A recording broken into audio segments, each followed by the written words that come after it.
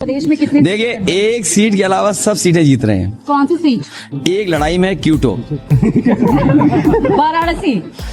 वो क्यूटो है, एक लड़ाई में है, उसको क्यों बाकी छोड़ दिया? सब इंडिया गठबंधन जीत रहा है। उसको क्यों छोड़ दिया? वो लड़ाई में है, थोड़ा बढ़ जाएगा, मेहनत करेंगे। कांग्रेस का खाता भी नहीं खुलेगा। नमस्कार साथियों, समाजवादी पार्टी के अध्यक्ष श्री अखिलेश यादव जी से अभी कुछ दिनों पहले एक पत्रकार ने पूछा कि उत्तर प्रदेश में इंडिया अलायंस कितनी सीटें जीत रही है। उन्होंने कहा 80 में से 79 सीटें इंडिया अलायंस ही जीत रही है, केवल एक सीट पर टक्कर है क्योटो पर। क्योटो से यहाँ उनका मतलब था वाराणसी का, क्योंकि स्मार्ट सिटी मिशन के अंतर्गत वाराणसी का डेवलपमेंट क्योटो के तर्ज पर ही हो रहा है। क्योटो जापान का एक शहर है। कितनी सीटें गठबंधन की? प्रदेश में कितनी? देखिए, एक सीट के अलावा सब सीटें जीत रहे हैं। कौन सी सीट? एक लड़ाई में है क्यूटो, वाराणसी।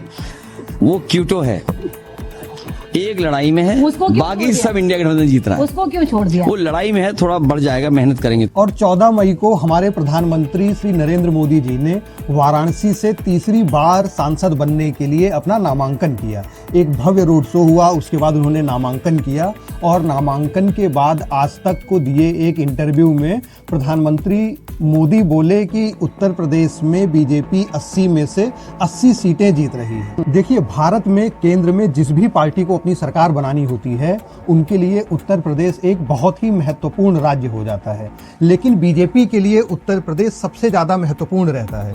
अगर आप पिछले 10 लोकसभा चुनावों को एनालाइज करेंगे तो आपको पता चलेगा कि एक आंकड़ा है, अगर बीजेपी उत्तर प्रदेश में उस आंकड़े को पार कर जाती है, मतलब अगर उससे ज्यादा सीटें बीजेपी उत्तर प्रदेश में जीत जाती है तो केंद्र में बीजेपी की सरकार बनती है। वो आंकड़ा कितना है, इसके बारे में अभी हम जानेंगे। उससे पहले देखते हैं कि पिछले 10 लोकसभा चुनावों में उत्तर प्रदेश में बीजेपी का प्रदर्शन कैसा रहा है। सबसे पहले बात करते हैं लोकसभा चुनाव 1984 की, जब भारतीय जनता पार्टी ने सबसे पहले चुनाव लड़े थे। उत्तर प्रदेश की 50 सीटों पर भारतीय जनता पार्टी 1984 में लड़ी थी और एक भी सीट जीत नहीं पाई थी, बल्कि 41 सीटों पर भारतीय जनता पार्टी की जमानत जब्त हो गई थी। 1984 में श्रीमती इंदिरा गांधी की हत्या की वजह से पूरे देश में कांग्रेस के पक्ष में एक लहर थी और इसी की वजह से उन चुनावों में कांग्रेस अभूतपूर्व तरीके से जीती थी और श्री राजीव गांधी हमारे प्रधानमंत्री बने थे।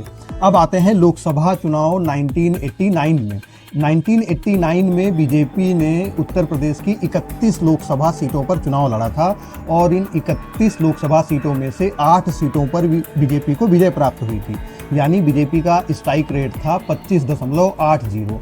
स्ट्राइक रेट मतलब विनिंग परसेंटेज। 1989 के लोकसभा चुनावों के बाद जनता दल के श्री वीपी सिंह हमारे प्रधानमंत्री बने थे। भारतीय जनता पार्टी ने उनकी सरकार को बाहर से समर्थन दिया था।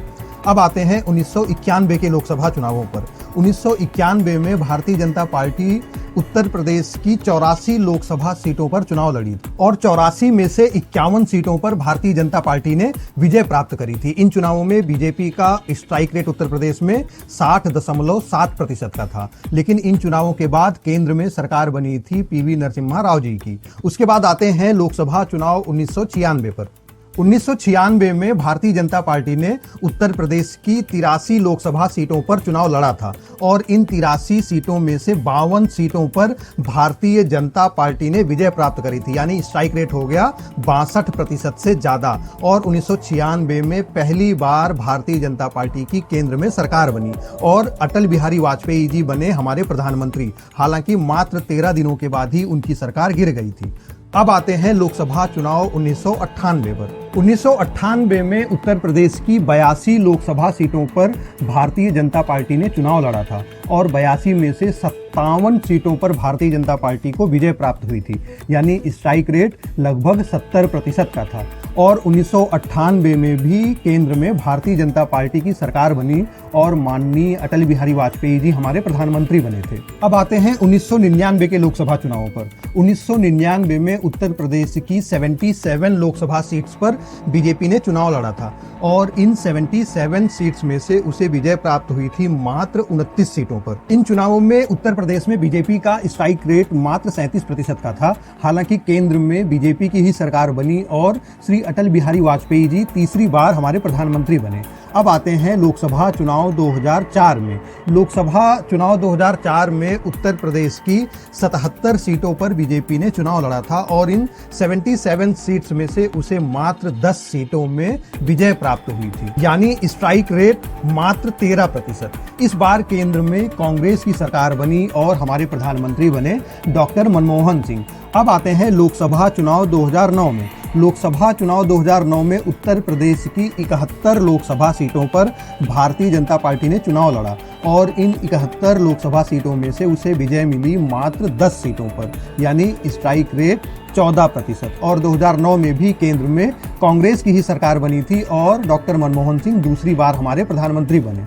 अब आते हैं लोकसभा चुनाव 2014 में। 2014 के लोकसभा चुनाव में उत्तर प्रदेश की 78 लोकसभा सीटों पर भारतीय जनता पार्टी ने चुनाव लड़ा था और इन 78 सीटों में से उसे 71 सीटों पर 71 सीट्स पर विजय प्राप्त हुई थी, स्ट्राइक रेट 91%। और 2014 में केंद्र में भी सरकार बनी भारतीय जनता पार्टी की और श्री नरेंद्र मोदी बने हमारे प्रधानमंत्री। अब आते हैं 2019 के लोकसभा चुनाव में।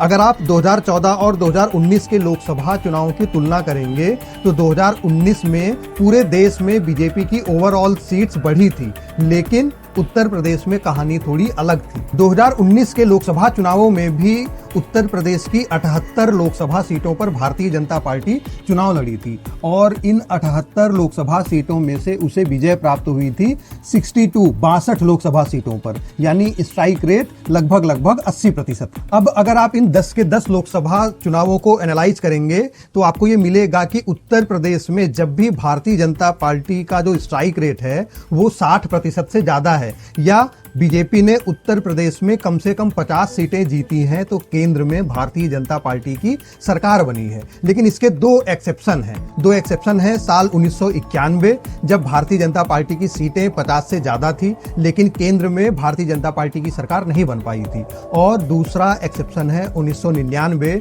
जब उत्तर प्रदेश में भारतीय जनता पार्टी की सीटें 50 से कम थी लेकिन केंद्र में भारतीय जनता पार्टी की सरकार बनी थी। तो इन दो एक्सेप्शंस को अगर छोड़ दिया जाए तो जो नॉर्मल एक दिखता है आंकड़ा वो यही दिखता है कि अगर भारतीय जनता पार्टी 50 से ज्यादा सीटें जीतती है तो केंद्र में भारतीय जनता पार्टी की ही सरकार बनती। इस बार भारतीय जनता पार्टी यूपी में लोकसभा की कितनी सीटें जीतेगी इसका पता तो 4 जून को ही चलेगा, लेकिन प्रधानमंत्री मोदी भारतीय जनता पार्टी जिस हिसाब से यूपी में मेहनत कर रहे हैं ये आंकड़ा कहीं से भी 50 से कम तो नहीं दिख रहा है। आप लोगों के इस पर क्या विचार हैं कमेंट करके हमें जरूर बताइएगा और ये भी बताइएगा कि ये एनालिसिस आपको कैसी लगी।